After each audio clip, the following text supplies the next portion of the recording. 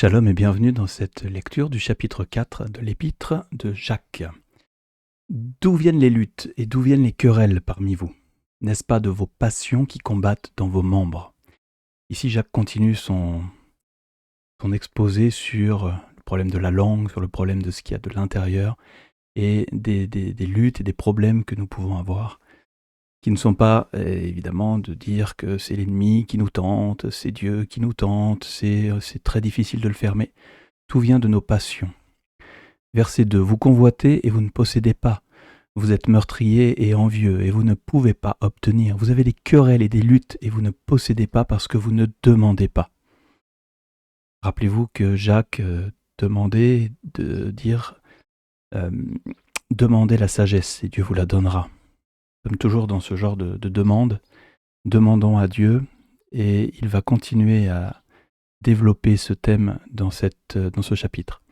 Verset 3. Vous demandez et vous ne recevez pas parce que vous demandez mal, dans le but de satisfaire vos passions. Adultères que vous êtes. Ne savez-vous pas que l'amour du monde est inimitié contre Dieu?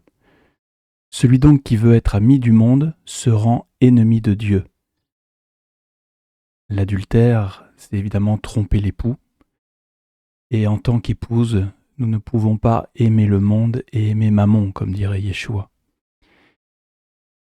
Celui donc qui veut être ami du monde se rend ennemi de Dieu. On ne peut plus clair. Verset 5. Croyez-vous que l'Écriture parle en vain? C'est avec jalousie que Dieu chérit l'Esprit qu'il a fait habiter en nous. Il accorde au contraire une grâce plus excellente. C'est pourquoi l'Écriture dit Dieu résiste aux orgueilleux, mais il fait grâce aux humbles. Soumettez-vous donc à Dieu, résistez au diable et il fuira loin de vous. Approchez-vous de Dieu et il s'approchera de vous. Nettoyez vos mains, pécheurs, purifiez vos cœurs, hommes irrésolus. Sentez votre misère, soyez dans le deuil et dans les larmes, que votre rire se change en deuil et votre joie en tristesse. Humiliez-vous devant le Seigneur et il vous élèvera.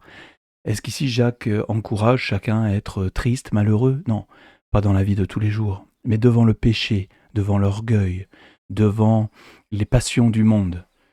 Soyons en deuil, soyons en larmes, pour accepter de Dieu un pardon complet. Humiliez-vous, verset 10, devant le Seigneur, il vous les élèvera. Verset 11, ne parlez point mal les uns des autres, frères. Celui qui parle mal d'un frère ou qui juge son frère parle mal de la loi et juge la loi. Or, si tu juges la loi, vous vous rappelez que c'est le mot Torah, enseignement, tu n'es pas observateur de la loi, mais tu en es juge. Un seul est législateur et juge, c'est celui qui peut sauver et perdre. Mais toi, qui es-tu qui juge le prochain? Dans les chapitres précédents, on voyait qu'on parlait de la loi, de la justice, de Dieu le seul juge. Et encore ici, Jacques nous montre que la loi est liée à la justice. La justice est liée au juge, et le seul juge que nous pouvons avoir, c'est Elohim lui-même. Si nous nous faisons Elohim, si nous nous faisons juge pour juger les autres, ce n'est pas dans la normalité. Nous pouvons très bien enseigner les autres par rapport à ce qui est écrit, à ce qui doit être fait ou ne pas être fait.